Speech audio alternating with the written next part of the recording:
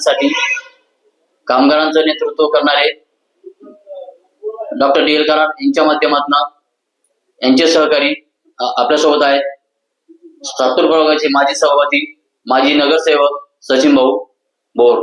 आपण त्यांना विचारणार आहोत, जे काही आपण पूर्वी माजी नगरसेवक राहिलात त्यावेळी आपण केलेली जी काही विकास कामे, आपण काही विकास कामे केली, अनेकांनी केला स्वतःचा विकास. आपण करणार आहात का स्वतःचा की दुसऱ्याचा विकास किंवा नागरिकांचा विकास? 2012 ते 17 तत्कालीन प्रभाग क्रमांक 50 मधील सर्व नागरिकांनी मला महानगरपालिकेच्या सभागृहामध्ये जाऊन काम करण्याची संधी मला दिली होती. मी दरम्यानच्या काळामध्ये अनेक विकास कामे आपल्या प्रभागामध्ये त्यावेळेच्या वसाहतीनुसार मी विकसित केली होती. त्याच्यामध्ये मुख्य जो विषय होता पाणी प्रश्न, तो पाणी प्रश्न सोडवण्यासाठी संजीवनगर येथील सुप्रभात कॉलनी येथील पाण्याची 20 लाख लिटरची पाण्याची टाकी असेल, आझाद नगर मध्ये 20 लाख लिटर पाण्याची टाकी असेल, आणि वेगवेगळ्या भागामध्ये नवीन विकसित होणाऱ्या वसाहतींसाठी जोडणाऱ्या मुख्य पाण्याच्या लाईन्स असतील किंवा जुन्या अस्तित्वात असलेल्या सर्व वसाहतींमध्ये पाण्याच्या लाईन्स या टाकण्याचं काम केलं होतं. आणि त्यावेळेस प्रत्येक घराला जवळपास 7 ते 8 तास पाणी मिळवून देण्याचं मोठं काम माझ्या त्या कार्यकाळात झालं होतं. त्यानंतर मुख्य जे विषय होता की सातपूर आणि अंबड औद्योगिक वसाहतीला जोडणारा मुख्य रस्ता सातपूर आणि अंबड लिंक रोड हा त्यावेळेस एक अतिशय छोटा रस्ता होता आणि एक पदरी रस्ता होता. त्याचं रुंदीकरण करून त्याला आपण 4 पदरी रस्ता केला होता. त्याच्यानंतर अनेक कॉलन्या जसे की चोंचळे गाव असेल, संजीवनगर असेल, अंबिका संकुल असेल, बोर टाउनशिप, जाधव संकुल, पाटील पार्क, म्हाडा, आशीर्वाद नगर या भागातील अनेक रस्त्यांचं कॉन्क्रिटीकरण आपण त्या दरम्यानच्या काळामध्ये केलं होतं. जिथे पावसाळी गटार नसेल तिथं पावसाळी गटार, जिथं भुयारी गटार नसेल तिथं भुयारी गटार, जिथं पाण्याच्या लाईन्स नसतील तिथं पाण्याच्या लाईन्स, जिथे पथदीप नसतील तिथं पथदीप, सगळ्या मोकळ्या जेवढे काही भूखंड होते त्या प्रत्येक भूखंडाचं संरक्षण करण्यासाठी चेनलिंग फेन्सिंगचं कंपाऊंड हे त्या काळामध्ये आपण केलं होतं. आणि निसर्ग संवर्धनासाठी अनेक भूखंडांमध्ये आपण मोठ्या प्रमाणामध्ये वृक्षारोपण केलं होतं. तर अशा पद्धतीचे बरीच कामं त्या आपल्या 2012 ते 17च्या काळामध्ये आपल्याला बघायला मिळतील. एक प्रामाणिक नेतृत्व आणि पारदर्शक काम, विकासाची दृष्टी ही सचिन भाऊ म्हणून आपल्याकडं बघितली जाते. काय सांगणार आपण याबाबत? जनतेने आपल्या सगळ्यांनी अनुभव घेतलेला आहे की 2012 ते 17 मध्ये फोन केला की नगरसेवक दारात, आणि नुसते महानगरपालिकेशी संबंधित कामेच नाही तर कोणाचं काही वैयक्तिक घरगुती वाद असतील, शेजारी पाजाऱ्यांचं भांडणं असतील, महानगरपालिकेशी संबंध असलेले अनेक शासकीय कामं मी माझ्या त्या काळामध्ये करून देण्याचा प्रामाणिक प्रयत्न केला होता. आणि माझी प्रामाणिकपणा, काम करण्याचा प्रामाणिकपणा हा सर्व जनतेला माहितीच आहे. परंतु गेल्या 20 वर्षापासून मी भारताचा कम्युनिस्ट पक्ष, मार्क्सवादी ह्या एकच पक्षामध्ये कार्यरत आहे. त्याच्यामुळे प्रामाणिकपणा आणि एकनिष्ठता या दोन्ही गोष्टींवरून आपल्या सर्वांच्या लक्षात येतं. एक प्रामाणिक नेतृत्व म्हणून प्रभाग क्रमांक 26 ला नागरिकांना आपली गरज का वाटते?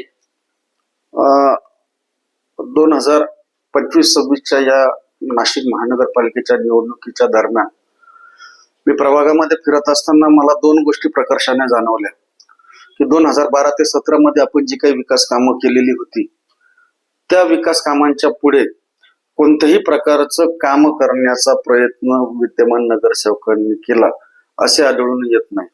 जो विकास खऱ्या अर्थाने 2017 नंतर पुढे नेणं अपेक्षित होतं त्यातली एकही काम होताना माझ्या नजरेला तिथे पडलं नाही. विकास कामं तर दूरच राहिली, परंतु एक साधा प्रश्न असतो नागरिकांचा नगरसेवकाकडनं. अनेकांच्या मुलांना जून-जुलै महिन्यामध्ये ऍडमिशन घेण्यासाठी नगरसेवकाचं अटेस्टेशन असेल, रहिवासी दाखले असतील, कुणाला नोकरीला लागायचं असेल तर त्याला कॅरेक्टरचं सर्टिफिकेट असेल, अशा साध्या साध्या गोष्टींची सुद्धा पूर्तता विद्यमान नगरसेवकांकडून झालेली, आणि म्हणून नागरिकांमध्ये घोर निराशा पसरली.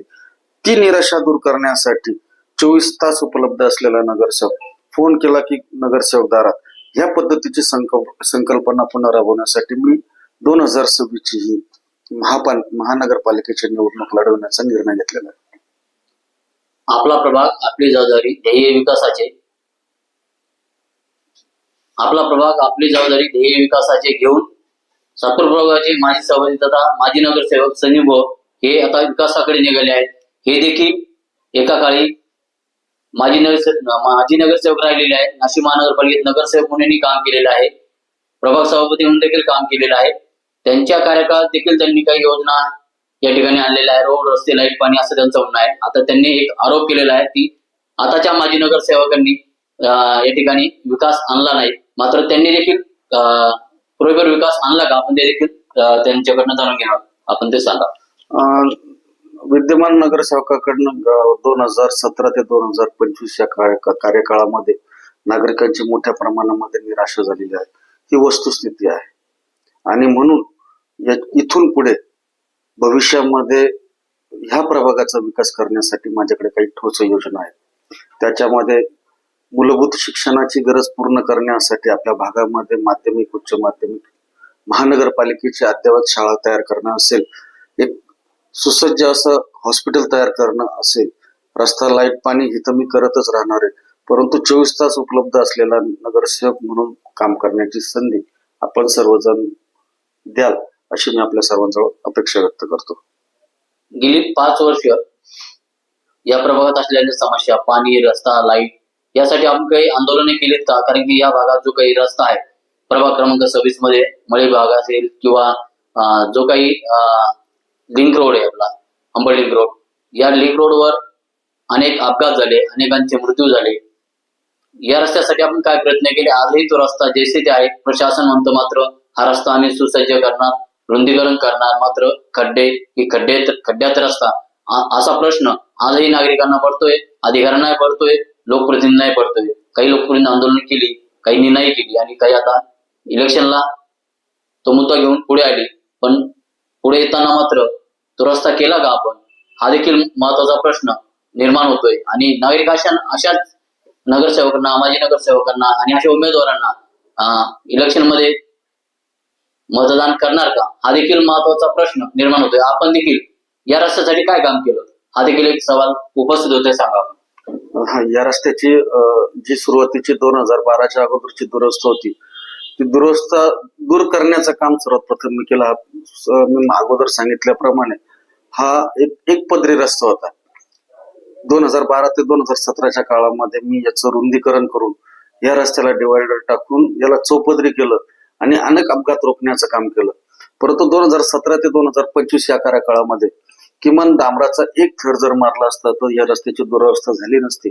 परंतु ठीक आहे, हा रस्ता सुधारण्यासाठी पण आम्ही अनेक आंदोलन केली, परंतु या ढिम्म प्रशासनाला अजूनपर्यंत त्याची काही जाग आलेली दिसत नाही. दुसरा जो प्रश्न आहे प्रभागामध्ये जो मुख्य आहे तो पाण्याचा प्रश्न आहे. या 2017 ते 2024च्या काळामध्ये पाण्याचा प्रश्न वाढती लोकसंख्या लक्षात घेऊन सुटणं अपेक्षित होतं. परंतु प्रशासनाची चूक म्हणा किंवा नगरसेवकांचा हट्ट म्हणा, पाण्याची टाकी म्हाडामधील एक पाण्याची टाकी आहे ती अशा ठिकाणी बांधून ठेवली की त्या पंपिंग स्टेशनचा आणि टाकीची लेवल मॅच होत नाही. आणि म्हणून गेल्या 3 वर्षापासून ती पाण्याची टाकी तयार आहे, परंतु तिच्यामध्ये आजपर्यंत एकही थेंब पाणी गेलेला नाही. आणि म्हणून ह्या नागरिकांचे जे करोडो रुपये आहेत ते हजारो कोटी, शेकडो कोटी पैसे या अशा हट्टपणामुळे वाया जातात. आणि नागरिकांचा जो मुख्य प्रश्न आहे पाणी, हा काही सुटताना आपल्याला दिसत नाही. तर अशा पद्धतीचं नियोजन करून चालणार नाही. 2042 पर्यंतचा कृती आराखडा तयार करून या भागामध्ये नव्याने विकसित होणाऱ्या वसाहती लक्षात घेऊन ठोस असं पाण्याचं नियोजन करणे अपेक्षित आहे. आणि जेणेकरून भविष्यात कितीही वसाहत वाढली तरी कोणत्याही नागरिकाला पाण्याचा प्रश्न भेडसावला नाही पाहिजे, अशा पद्धतीचं नियोजन अपेक्षित आहे. त्या पद्धतीचा कृती आराखडा अपेक्षित आहे. प्रभाग 26 म्हटलं की कामगार आणि यांचा प्रश्न नेहमीच कारखाना आणि कामगार ऐरणीवर असतो. कारण कामगारांना काम नसतं, म्हणून हीच मुले कुठेतरी राजकीय नेते असतील, सामाजिक कार्यकर्ते असतील आणि जे भविष्यात उभे राहणारे उमेदवार असतील किंवा इच्छुक उमेदवार असतील यांच्या पाठीमागे धावतात. त्याचं कारण काय? आपण यांच्यासाठी रोजगार निर्मिती करून देणार का? आपण काय सांगणार? कामगार नेते यांच्या सोबत आपण असतात. Doctor DL. कराड यांच्या माध्यमातून आम्ही कामगार क्षेत्रासाठी मोठा लढा मोठा संघर्ष आम्ही रोज करत असतो. त्या संघर्षाच्या माध्यमातून आतापर्यंत आम्ही हजारो मुलांना कायमस्वरूपी नोकरी दिलेली आहे. रोजगार निर्मितीसाठी सुद्धा आम्ही उद्योगांना प्रोत्साहन देण्यासाठीचा सुद्धा प्रामाणिक प्रयत्न करतो. नुसता कामगारच नाही तर रिक्षा चालकाचं संघटन असेल, दोन्ही भांडी करणारे आमचे भगिनी असेल त्यांचं संघटन असेल, बांधकाम मजुरांचं संघटन असेल, भाजी विक्रेत्यांचं संघटन असेल, हे संघटन करून आम्ही त्यांच्यासाठी स्वतंत्र महामंडळ स्थापन करण्याचा प्रयत्न आम्ही करत आहोत. आणि निश्चितच येणाऱ्या काळामध्ये याचं मंडळ स्थापन करून ह्या सर्व घटकांना जी सामाजिक सुरक्षा अपेक्षित आहे, जे संरक्षण त्यांना शासनाकडून मिळणं अपेक्षित आहे, ते मिळवून देण्यासाठीचा वेगळा प्रयत्न आम्ही या संपूर्ण भागामध्ये करतो. या भागाचे काही मोठी मोठी हॉस्पिटल आहे, गार्डन आहे, याची सध्याची स्थिती काय आहे आणि आपण काय सांगणार याच्यावर?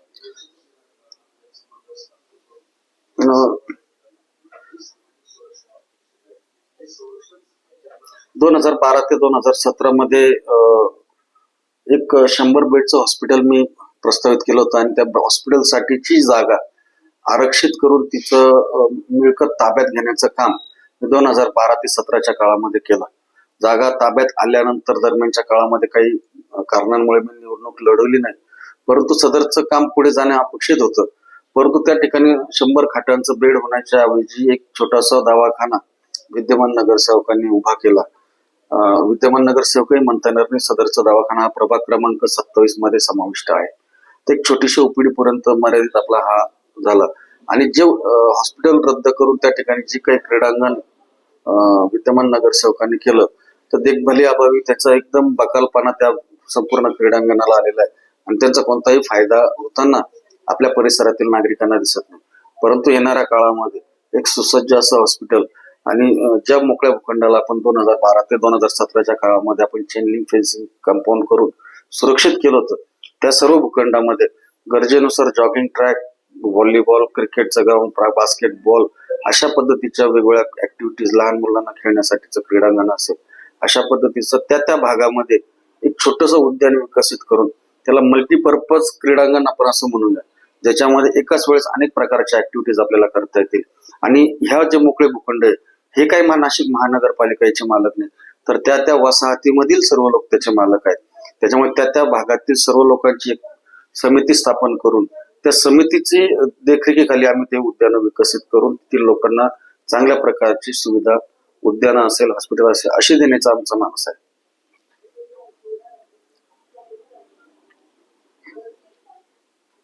आजही आपण बघू शकतो काही रस्ते असे आहेत की आजही त्या रस्त्यांना खड्डे आहेत. आता येत्या काळात सिंहस्थ येणार आहे, मोठा निधी शहराला प्राप्त होणार आहे. येत्या काळात सिंहस्थ येणार आहे, मोठा निधी प्राप्त होणार आहे. त्या काळात ती कामे तर होणारच आहेत. नगरसेवक निवडून येणारच आहेत. नागरिक नगरसेवक म्हणून अनेकांना निवडून देणार आहेत. नगरसेवक कोण होणार तो तरतरचा प्रश्न आहे. पण आजची स्थिती रस्त्यांची ही दयनीय आणि बिकट आहे. मात्र या रस्त्यांकडे आजही प्रशासनाला लक्ष द्यायला वेळ नाही. मात्र ही रस्ते अपघाताला निमंत्रण ठरत आहेत. अनेकांची प्राण त्या रस्त्यांमुळे, खड्ड्यांमुळे जात आहेत.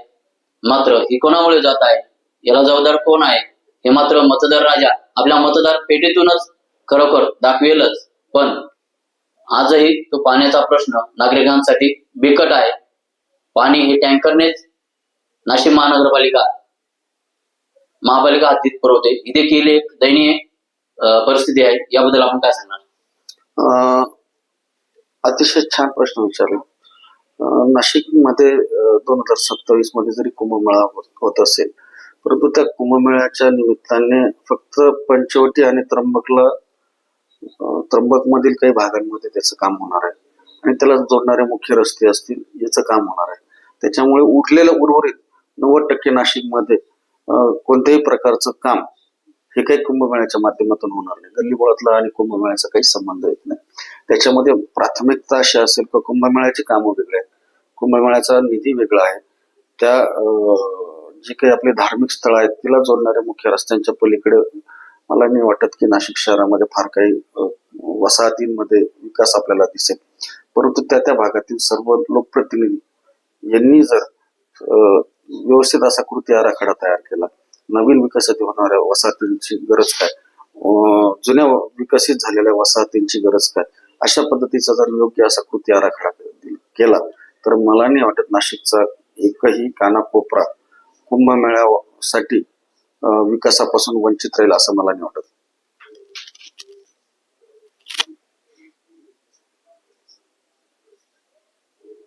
नक्कीच विकास होईल किंवा नाही होईल हा भाग अजूनही प्रश्नचिन्ह निर्माण होतंय. कारण की नाशिक शहर म्हटलं की एक आता स्मार्ट सिटी म्हणून नाशिकची ओळख निर्माण झालेली होती. मात्र नाशिक स्मार्ट नव्हे तर अनेक ठिकाणी खड्ड्यांनी अपघाताचा एक केंद्रबिंदू तयार झालेला आहे. अनेक ठिकाणी अपघात होऊन कंटेनरचा देखील मोठा प्रश्न प्रभाग क्रमांक 26 सातूर त्र्यंबक रोड ते गरवारे पॉइंट पर्यंत हा कायमच असतो. ट्रक आणि टर्मिनल्स ही एक पार्किंगचा प्रश्न असतो. यांना देखील जागोजागी पार्किंग नेमून दिलेली असते, मात्र हे रस्त्यावर असतात, अपघात होतात.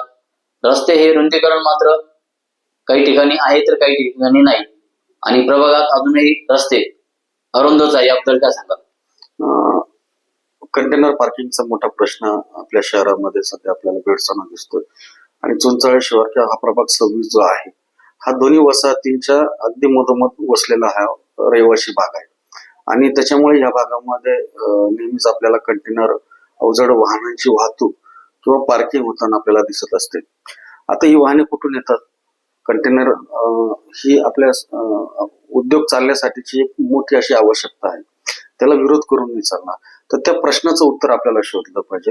अंबड आणि सातपूर औद्योगिक वसाहतीमध्ये जे हजारो कंटेनर येतात, मालाची ने आण करतात, त्याच्या पार्किंगसाठीची व्यवस्था जर आपण औद्योगिक वसाहतीमध्ये करून दिली तर मला नाही वाटत एकही कंटेनर रहिवासी भागामध्ये पार्किंग करेल आणि त्याच्यामुळे कोणताही अपघात घडेल. मी येणाऱ्या काळामध्ये औद्योगिक वसाहतीनुसार कोणती विकास कामे आपल्या लोकांना अपेक्षित आहे ती करण्याचा आम्ही प्रयत्न करणार आहोत.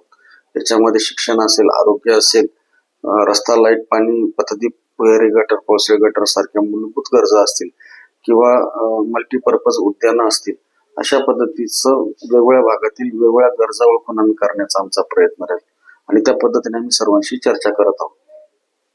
नक्कीच ध्येय धोरण घेऊन हे आता सध्या जनतेसमोर जात आहे. भविष्यात येणाऱ्या इलेक्शन नंतर जर तरचा प्रश्न आहे, नगरसेवक म्हणून जर निवडून आले तर जनतेची जी काही ध्येय धोरणं त्यांनी डोळ्यासमोर ठेवली ती घेऊन ते नक्कीच महापालिकेत पुढे जाणार आणि जनतेचा विकास करणार. भविष्यात ते स्वतःचा विकास करणार की जनतेचा विकास करणार हे येणारा काळच ठरेल. जर तरचा प्रश्न आहे, पण विकास केला तर जनता नक्कीच पुन्हा त्यांना संधी देत राहील.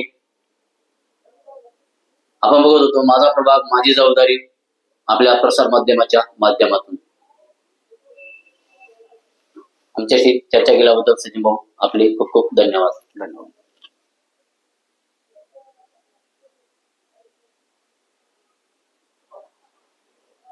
ओके.